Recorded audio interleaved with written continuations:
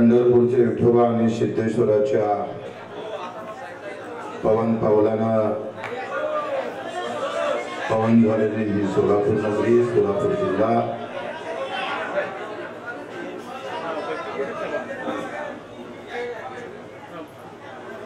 आणि आमचे सर्व पदाधिकारी, धर्मेंद्र सातवचे राज्यप्रमुख, दिव्यांगांचे कार्याध्यक्ष बल्लूजी जोंगाड, संपर्क प्रमुख अमोलजी, अभिजित कुलकर्णीजी, आमचे राजू चव्हाणजी, आमचे बांगोळीताईजी, खालिदजी, आमचे नाना आणि आपण सर्व कार्यकर्ते. आता इथे जे काही लोक उपस्थित आहे, काही शेतकरी आहे, काही मिल कामगार आहे, बिडी कामगार आहे आणि काही जे अतिवृष्टीनं काही लोकांचे घर वाहून गेले, शेती वाहून गेलेली आहे, ते पण लोक इथे उपस्थित. मला असं वाटतं का बिडी कामगाराचा, मिल कामगाराचा प्रश्न गेल्या 2-3 वर्षापासून आमच्या पदाधिकाऱ्यांना नेहमी सांगितला आहे. मला वाटतं नेहमी त्या आयुक्ताला भेटल्यापेक्षा कुलकर्णी किंवा आमच्या पदाधिकाऱ्याला सांगतो का आपण येत्या 20 नोव्हेंबर पर्यंत बीड कामगार आणि मिल कामगारांच्या बाबतीत इथल्या प्रशासनाला, इथल्या लोकप्रतिनिधीला, इथल्या पालकमंत्र्याला 20 नोव्हेंबर पर्यंत त्यांचे आणि 20 नोव्हेंबर मग आमचं, आम्ही काय करू ते तेव्हा दाखवू. प्रशासनाला आम्ही इशारा देतो, तो आयुक्त असेल, कलेक्टर असेल का इथला पालकमंत्री असेल, तुम्हाला यांचं बरं काय करायचं असेल ते 20 नोव्हेंबर पर्यंत करावं. तोपर्यंत जर तुम्ही केलं नाही तर मग आम्ही तुमच्या छाताड्यावर बसल्याशिवाय राहणार नाही. आपण एखाद्या कामगारांसाठी तुमची जर अवस्था हे असेल, तुम्ही त्यांच्याकडे पाहण्याचा दृष्टिकोन जर एवढा वाईट असेल तर याच्यासारखं दुर्दैव नाही. ज्यानं रक्ताचं पाणी करत करत, रात्रींचा दिवस करत करत आपलं आयुष्य घालत असणार, त्या कामगार माय मावल्यांना जर एवढा त्रास होत असणार, धोरण असून सुद्धा कारवाई होत नसेल, तर मग आम्ही सांगतोय की आमची प्रहारची स्टाईल वाईट आहे. 350 गुन्हे दाखल आहे बच्चू कडूवर. आमच्या कार्यकर्ते सार्वजनिक जीवनात गुन्हे दाखल करून हे सगळं सामान्य माणसाचा आवाज बुलंद करण्याचं काम करतोय. आणि म्हणून नेहमी आम्ही पाहिजे सोलापुरात काही ना काही प्रशासनाकडून जाणीवपूर्वक काही ना काही विचित्र काम करण्याचा प्रयत्न होतोय. आता पालकमंत्री आले रस्त्यावरून घर पाहून गेले असेल तर त्यापेक्षा हेलिकॉप्टरनं आला तर बरं झालं असतं ना. वरतून गेलेला असतं तर आम्हाला खुशी मला वाटली असते. काल नांदेड जिल्ह्यामध्ये होतो, 400 गाव 10 वर्षापासून, 400 गावाची शेती 10 वर्षापासून त्या बँक खात्यामध्ये जातं. 10 वर्षापासून त्या शेतकऱ्यांना काहीच भेटलं नाही. पूर्वी काही मुख्यमंत्री, पंतप्रधान किमान दौरा करायचे असं काही झालं का? आता आमच्या देवेंद्रजी घरी बसून आहे, टीव्हीवरूनच आवाज येतो, ऑनलाईन आवाज. पहिले उद्धव साहेबांना ऑनलाईन सीएम म्हणत होते, आता आमचे हे सीएम सुद्धा ऑनलाईन झालेले आहे. त्यांना काही कळत नाही. पुरा महाराष्ट्र आम्ही पाहिजे कुठलं ना कुठलं पीक धोक्यात आलेलं आहे. आता शेतामध्ये आम्ही पाहिजे पिकं कमी आणि पाणी चालू चालायला लागतं.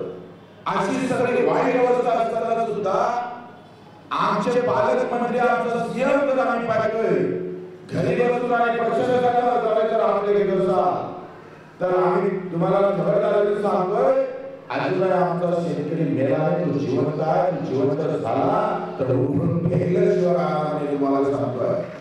अतिशय वाईट अवस्था देशातल्या शेतकरी शेतमजुराची आहे. आज आपण पाहिजे की या सगळ्या सोलापूरमध्ये ऊसाचा पट्टा म्हणून याच्याकडे पाहिजे, दुधामध्ये असू दे का ऊसामध्ये असू दे, त्यामुळे आम्ही पाहिजे 33 कारखाने या सगळ्या सोलापूरमध्ये आहेत. 9 कारखान्यांना भागी दिलेली, 9 कारखाने 93 कोटी रुपये गेल्या मागच्या हंगामामध्ये पैसे या कारखान्याला शेतकऱ्यांना दिले. 1966 चा कायदा काय म्हणतं? ऊस नियंत्रण कायदा जो केंद्राचा आहे, तो केंद्राचा कायदा सरळ म्हणतं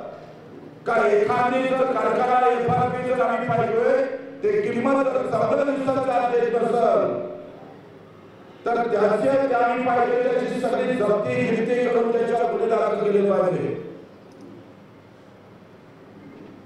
मित्र आपण लक्षात घ्या का 1 वर्ष निघून गेलं अजून शेतकऱ्याचे 4 वापस भेटले नाही. आम्ही त्या कारखानदारांना आणि त्या कलेक्टरला आम्ही वेळ देऊ इच्छितात किंवा इथल्या कार्यकर्त्यांनी सुद्धा अजूनपर्यंत देशाच्या पातळीवर 1966च्या कायद्याची अंमलबजावणी झाली नाही.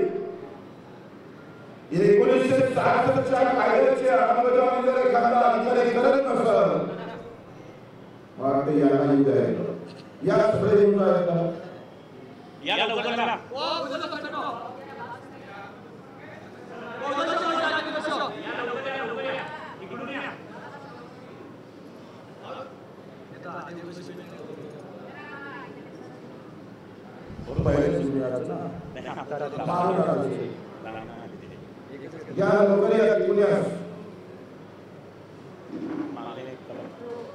या मागून या सगळं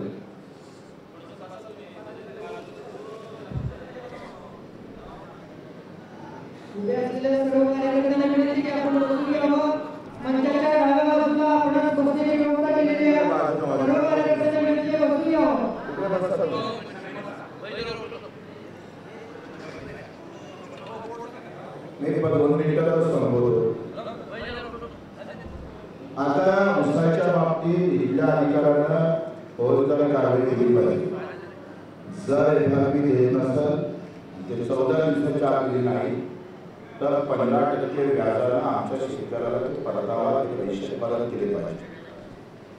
कारखानदाराने जर या एका महिन्यात ऑक्टोबरच्या शेवटपर्यंत दिले नाही तर अमोल वेगळा असेल त्या कार्यकर्त्यांना विनंती करतो का सगळ्यांच्या इथल्या शेतकऱ्याचे ज्या शेतकऱ्याचे पैसे भेटले नाही त्यांच्या तक्रारी घ्या, पोलीस स्टेशनमध्ये नोंदवा. 406, 420, 120 ब आणि 409 हे गुन्हे या कारखानदारावर दाखल करा. जर आमचे पैसे 15% परतावा केला नाही तर आणि नाही गुन्हे दाखल झाले तर पोलीस स्टेशन सोडून मला वाटतं एक हंगामा आंदोलन छडा कुठल्याही परिस्थितीत उभारून पोलीस स्टेशनमध्ये नेऊन टाका. ज्याच्याशिवाय हे कारखानदार ताळा होणार नाही. माझ्या शेतकऱ्यांना कुठल्या करायचं आम्ही पाहिजे का एवढे सगळे कायदे असून जरी आमचा शेतकरी लुटल्या जात असेल तर मग आपल्या संघटनेला अर्थ उरत नाही. सगळ्यांना एक निवेदन द्या, त्याची सगळी माहिती तुम्हाला पुरवतो आणि त्यानुसार त्या शेतकरी आम्ही उत्पादक शेतकऱ्याला आम्ही पाहिजे त्यांच्या संदर्भात कारवाई झाली पाहिजे. आम्ही पाहिजे 10 वर्षीचा जर उतारा आला तर 3400 रुपये 10 वर्षांना कंपल्सरी आहे. पण पुऱ्या सोलापूरमध्ये 7-9चा उतारा येतो आणि 7-9च्या उतारामध्ये आम्ही पाहिजे सगळ्या शेतकऱ्याला एकत्रित लिकोडीमध्ये मागत आहे. काही ठिकाणी काट्याच्या अनुषंगानं काही ठिकाणी लिकोडीच्या माध्यमातून शेतकऱ्याला मारण्याचा प्रयत्न या सोलापूर जिल्ह्यात चालू आहे. मला वाटतं या सगळ्या 28 कारखान्यावर सुद्धा मला वाटतं सरकार आयुक्तांना नोटीस बजावलेली आहे आणि त्या सगळ्या संदर्भात आमची संघटना ही शेतकरी शेतमजुरांसाठी कुठल्या एका जाती धर्मासाठी नाही तर जो शेतकरी असेल काम करणारा कष्ट करणारा असेल बाकीच्या लढूच्या जातीसाठी बाकीच्या भांडूच्या पार्टीसाठी पण प्रहार लढेल ते शेतकरी शेतमजूर दिव्यांगासाठी या सगळ्या आमच्या कार्यकर्त्यांना तयार झाला पाहिजे. कारण सगळ्याच पार्टीने यांना बोलावं टाकलेलं आहे. आज आमचे देवेंद्रजी म्हणत आहे का आमचा ओला दुष्काळ पडला किंवा एखादा दुष्काळ पडला तर आम्ही पाहिजे कर्जमुक्ती करू. पण निवडणुकीच्या अगोदर हे देवेंद्र आम्ही पाहत होतोय का हे देवेंद्र असे बोलत होते का आमची सत्ता जर आली तर पहिल्या कॅबिनेटमध्ये आम्ही कर्जमुक्तीचा आम्ही पाहिजे निर्णय घेणार आहोत. आता पहिली कॅबिनेट काही वर्ष निघून गेलं आणि देवेंद्रजी आता बदलले. देवेंद्रजी आता आम्ही काय बोलायला लागले आणि ते आता सांगतोय का दुष्काळ पडल्यावर माझा शेतकरी पाय घासून मला मतदारांना मला पाहायचा आहे तो रक्तबाण झाला का मग मी तुम्हाला कर्जमाफी देईन. ही प्रवृत्ती जर तुम्ही आमचा मुख्यमंत्री वागत असेल तर त्याला हिस्सा दाखवला पाहिजे. येत्या 28 ऑक्टोबरला आपण नागपूरला बुद्धिबळीला आंदोलन करणार आहोत. शेतकरी शेतमजूर हक्क महाहक्क परिषद आपण बुट्टेबळीला घेणार आहोत. जेवढे लोक निघत असेल, जेवढ्या ताकदीनं लोक काढायचे असेल ते काढले पाहिजे. हमी भावाचा प्रश्न आहे आणि दुसरा आमच्या कर्जमुक्तीचा. मी पाहतोय की जेव्हा महाराष्ट्रात गेलोय तेव्हा व्यवस्था अशी करून टाकली, या देशामध्ये कष्ट करून जगणारे लोक रोज मरतात आणि इमानदारीला आम्ही पाहिजे बेमानाने जगणारे लोक रोज आमची संपत्ती वाढवत आहे. आज अदानी अंबानीसह 200 लोकांचं 18 लाख कोटी रुपये सरकारनं माफ केलं जातं. 18 लाख करोड. कापूस जो अमेरिकेला आयात केला, त्या कापूस आम्ही अमेरिकेतल्या शेतकऱ्याचा कापूस जो आयात केला तो 17,000 रुपये क्विंटलला आयात केला आणि आमच्या देशातला कापूस मात्र 6,000 क्विंटलला जाणार अशी विचित्र अवस्था आहे. आज सोयाबीन 3400 रुपये भाव मार्केटमध्ये आहे. अजून सोयाबीन शेतकऱ्याचा हाती आला नाही आणि जर शेतकऱ्याचं सोयाबीन हाती आलं तर माझ्या शेतकऱ्याला सोयाबीन 3,000 रुपये भाव विकावं लागेल अशी वाईट अवस्था आमच्यावर पडलेली आहे. माल कष्ट करून सुद्धा जर आमच्या हाती काही येत नसतं, आमची लुबाडणूक आमची लूट नेहमी चालू होत असेल, लक्ष्य पडलेला असेल, लाचार केला जात असेल तर त्या सरकारच्या विरोधात सरकार कोणाला असू दे त्याच्या विरोधात आम्ही उभं राहिलो पाहिजे. काल मला एका पत्रकारानं फोन केला, एबीपी माझाच्या एका 0 ऑगस्टमध्ये एक प्रश्न विचारला का याच्यानंतर तुम्ही जातीच्या व्यासपीठावर दिसणार का? मी सडकावून सांगितलं याच्यानंतर बक्षीकडून दिसत तर तो सगळ्या जातीत असणाऱ्या शेतकऱ्याच्या व्यासपीठावर, सगळ्या जातीत असणाऱ्या कामगाराच्या व्यासपीठावर, दिव्यांगाच्या व्यासपीठावर, जातीच्या व्यासपीठावर बक्षीकडून दिसणार नाही. कारण माझा शेतकरी, माझा कामगार, माझा दिव्यांग हा सगळ्या जाती आहे. एका शेतकऱ्याचं भलं झालं तर ते मुसलमानाचं भलं होतं, हिंदूचं भलं होतं, ओबीसीचं भलं होतं आणि मराठ्यांचं भलं होतं, दलितांचं भलं होतं आणि हे सगळ्यांचं भलं ज्याच्यात आहे त्याच्यासाठी आम्ही खऱ्या अर्थानं समोर निघणार आहोत. मित्रांनो, सगळेजण जाती धर्मासाठी लढत असतात पण राहत संघटना मात्र शेतकरी, मजूर, कष्टकरी या माणसासाठी लढायला पाहिजे. छत्रपती शिवरायांनी जे तलवार हाती घेतली ते वतनदारी पहिले आम्ही पाहिजे नष्ट केली या देशामध्ये. वतनदारी काय होते तर आम्ही पाहिजे 4 क्विंटल जर कापूस निघाला तर 2 क्विंटल कापूस वतनदाराच्या घरी नेऊन टाकायला लागत होता आणि त्याच्यात अर्धा क्विंटल कापूस मुघलशाही आदिलशाहीच्या घरात नेऊन टाकायला लागत होता. म्हणजे मिळवलेलं उत्पन्न अर्धा आमचं आम्ही पाहिजे आमचे हप्ते गोळा करत होते. आणि वतनदारीच्या देशामध्ये जगामध्ये पहिले कोणी बंद केले छत्रपती शिवरायांनी बंद केले. ते जातीपाती धर्मावर आधारित शिवशाही होती तर ते अन्यायी न्यायाच्या आम्ही पाहिजे न्यायाच्या विरोधात असणारी, अन्यायाच्या विरोधात असणारी ही शिवशाही या देशात स्थापन झाली. पूज्य बाबासाहेब आंबेडकरांनी तलवारीनं सुधारले शिवशाहीचं राज्य कलमेवर आणलं, लेखणीमध्ये घरात सुसज्ज केलं, संविधानाच्या माध्यमातून तुम्हाला तो अधिकार दिला. पण आज संविधान धोक्यात येतं की काय अशा प्रकारची व्यवस्था आहे. मगरुरी आलेली आहे. भाजपच्या काही नेत्यांना, काही कार्यकर्त्यांना एवढी मगरुरी आली का आम्ही करत ते पूर्व दिशा आम्ही काही करू शकतोय. लागत तिकडे आम्ही पाहितोय रेतीवाले कुठं आम्ही पाहितोय, वरतीवाले कुठं आम्ही फुटक्यावाले ती उभे करून टाकलेले आहे. हे आम्ही देशाच्या सेवेसाठी नाही तर आम्हाला लुबाडण्यासाठी कुठेतरी उभे राहायचं काय अशी अवस्था देशामध्ये राज्यामध्ये सध्या आहे. या विरोधात आम्हाला सगळ्यांना एकत्र होणं, तुमच्या आसपासले गट तट मट काय असतं कसं आहे, प्रहार पदासाठी नाही, प्रहार आम्ही पाहिजे तुमच्या स्वार्थासाठी नाही, स्वतःच्या भविष्यासाठी नाही तर या राष्ट्राच्या भविष्यासाठी एक कार्यकर्ता उभा राहिला पाहिजे. याच्यासाठी प्रहाराला लक्षात ठेवा. आणि महिन्याची 28 तारीख हे राज्यासाठी निर्णायक तारीख असली पाहिजे. 28 ऑक्टोबर काही करू जेवढं जमा होईल तेवढ्या लोकांनी एकत्र झालं पाहिजे. आम्ही पाहिजे जाती धर्मासाठी जसे तुम्ही एकत्र येता ते या, मला काही म्हणायचं नाही. आज आपण पाहिली अवस्था काय वाईट आहे. गावात गेला तर शेतकरी कुठेतरी एखाद्या पार्टीत गुंतलेला असतो. गावागावातील तरुणी आम्ही पाहिजे पार्टीचा झेंडा घेऊन उभा आहे. उरलेल्या तरुण जातीमध्ये विभागून झेंडा घेऊन उभा आहे. कुणी निळा घेऊन, कुणी भगवा घेऊन, कुणी हिरवा घेऊन तर कुणी पिवळा घेऊन. पण त्यांना हे माहित नाही हा झेंड्याचा कलर जर तुमच्या हाती असला, तो झेंडा जर तुमच्या हाती असला, त्या झेंड्याचा कापड त्याचा कापूस मला 5 शेतकरी विकत आम्हाला विभागणी करण्याचा जो प्रयत्न करतो तो आमच्यासाठी अत्यंत दुर्दैवी ठरत आहे. मित्रांनो, जो अधिक कष्ट करत अधिक काम करत आहे तो जर या शेतकरी मरत असेल, तो आत्महत्या करत असेल तर त्याच्यासाठी दुर्दैवी गोष्ट आहे. 6.5 लाख शेतकऱ्यांना आत्महत्या केल्या. रोज 15 ते 20 शेतकरी आत्महत्या करतात. हे पाप कोण फिरणार आहे? कोण उभं राहणार आहे याच्यासाठी? तो एका रात्रीचा आत्महत्या करत नाही. तो सचिन जाधव परभणीचा मुद्दाही तो प्रत्येक जिल्ह्यात मी ते सगळी घटना सांगतोय. सचिन जाधव हा अतिशय तरुण उमदा कार्यकर्ता होता. प्रचंड मेहनत करणारा, शेतीवर निष्ठा ठेवणारा कार्यकर्ता.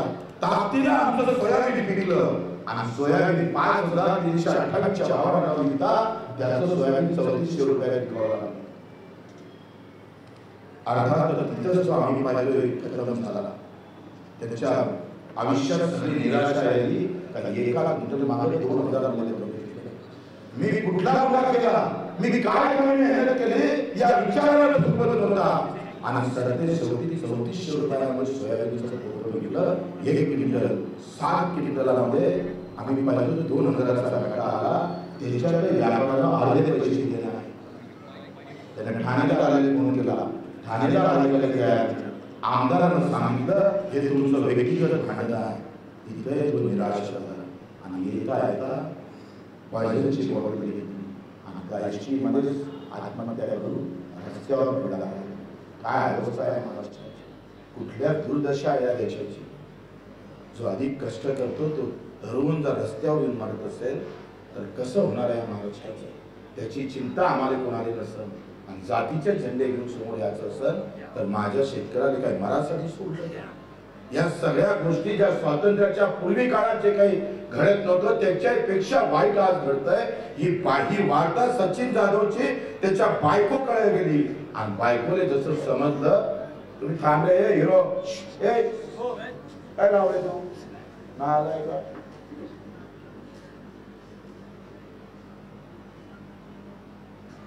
त्याच्या बायकोला जेव्हा हे माहित झालं तेव्हा त्या बायकोच्या गर्भामध्ये 7 महिन्याचं बाळ होतं आणि तिनं सुद्धा आत्महत्या केली. एका सोबत 2 आत्महत्या नाही तर 3री आत्महत्या झाली. मी दुर्दैव काय याच्यातलं सगळ्यात मोठं त्यानं आत्महत्या केली ते चुकीचीच केली. पण सगळ्यात वाईट गोष्ट काय आहे माहित आहे? मी ज्या गावात त्या सचिन जाधवच्या घरी भेटायला गेलो तेव्हा कोणाच्या चेहऱ्यावर संताप नव्हता, रोष नव्हता, कुठल्याही प्रकारचा राग नव्हता. सगळे बिलकुल प्रसन्न होते. तिथल्या लोकांना विचारलं हा सचिन जाधव जर धर्माच्या लढीत मेला असता तर, हा सचिन जाधव जातीच्या दंगलीत मेला असता तर गाव पेटून असते आम्ही. पण व्यवस्थेनं मारला म्हणून त्याचं मरण सोपं झालं. त्याच्या मरणाला कुत्र्या मांजरा एवढी किंमत आली. ही अवस्था जर उद्या महाराष्ट्रात आम्ही पाहत असेल तर या महापुरुषांचे फोटो लावून करायचं काय अर्थ आहे त्याला?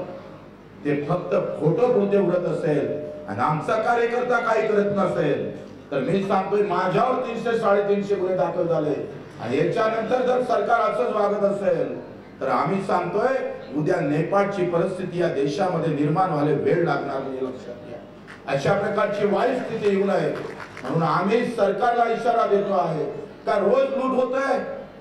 अरे आमदाराचा पगार 2010 मध्ये फक्त 70,000 होता आणि आता आमदाराचा पगार 2,14,800 रुपयाचा झाला. ही अवस्था आहे. आम्ही आमच्या आमदाराच्या पगार वाढवण्यासाठी आम्ही त्यांना निवडून दिलं. आमच्या दिव्यांगाचा पगार वाढवण्यासाठी मार मारावं लागतं. 3 दिवस आम्ही रायगडला उपोषण केलं, 7 दिवस आम्ही मोजरीला उपोषण केलं, पाण्यावर आलं, 8 दिवस पैदल चाललो, पायात थोडं येपर्यंत चालत राहिलो.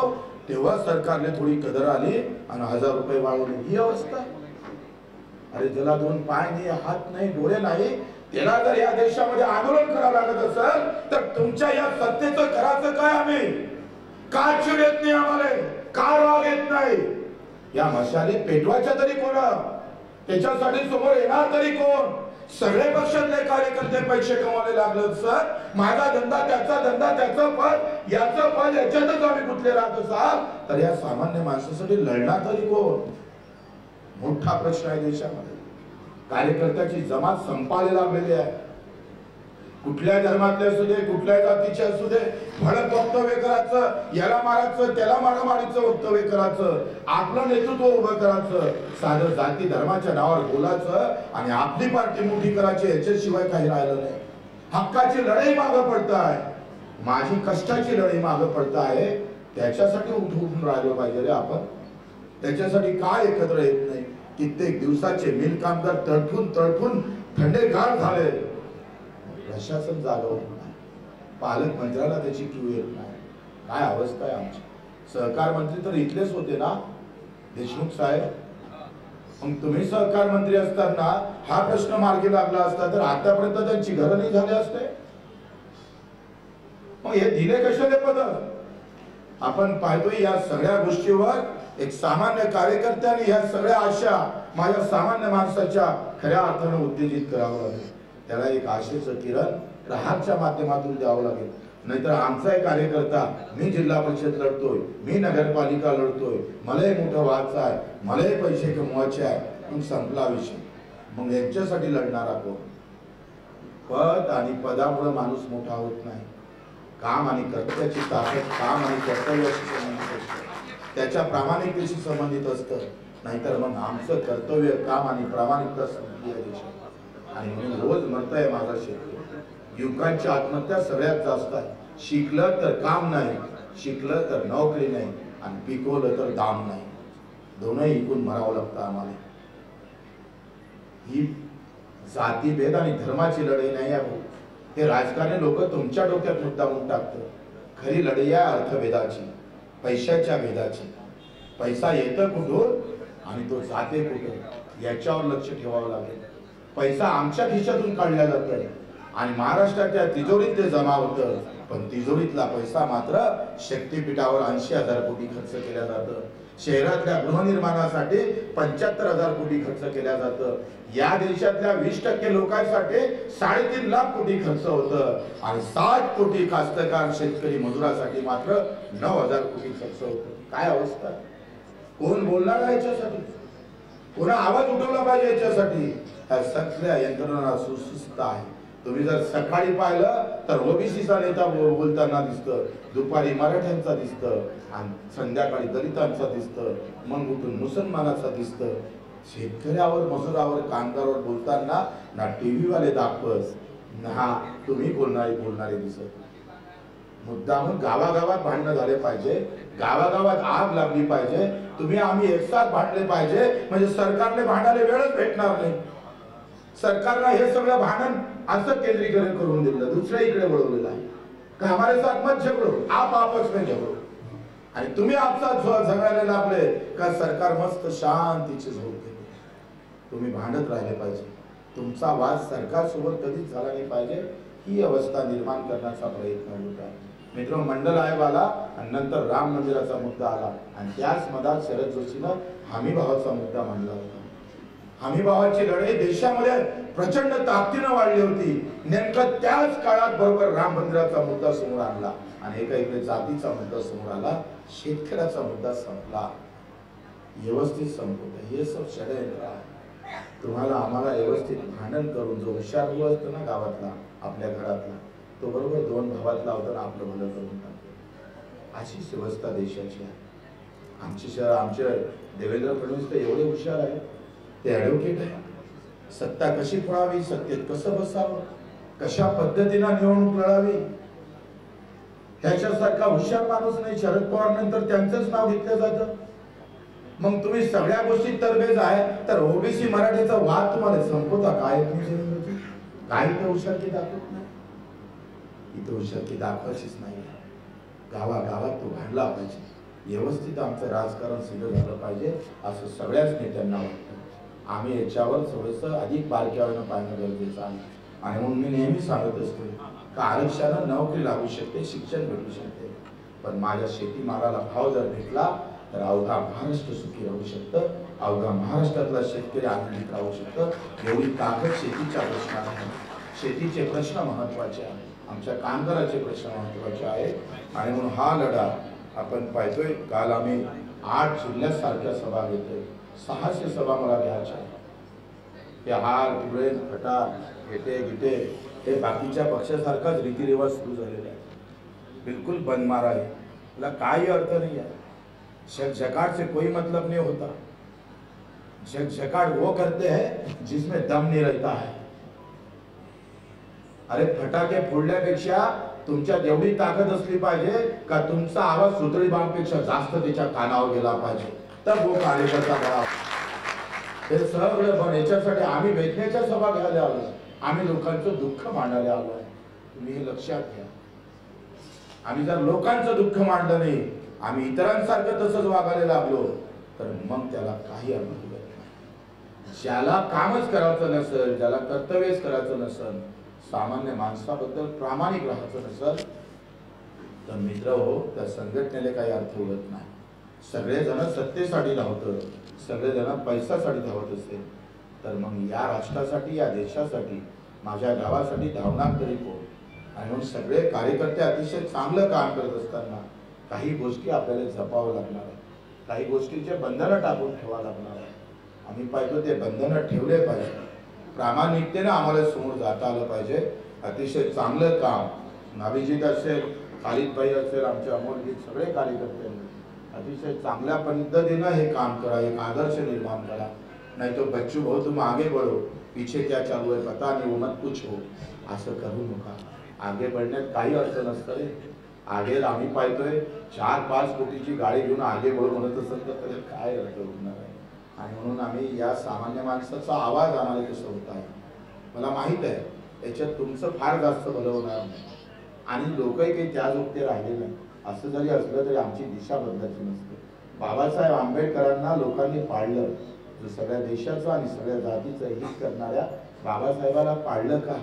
शरद जोशीनं देशात आमच्या शेतकऱ्यासाठी जीवाचं रान केलं, रात्रीचा दिवस गेला, अंगावर गोळीबार करून घेतला, घर संसार सोडला, तुमचा संसार उभा करायला गेला।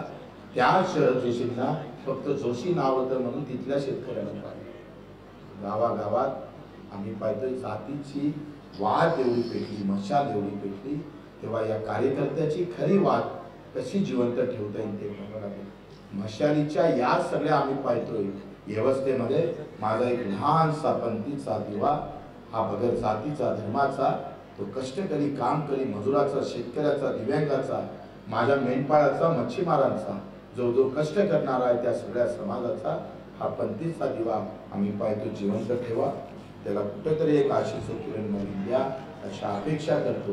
आणि 28 तारखेला आपण सगळे मिळून उपस्थित राहू अशी विनंती करतो आणि 2 शब्द संपवतो।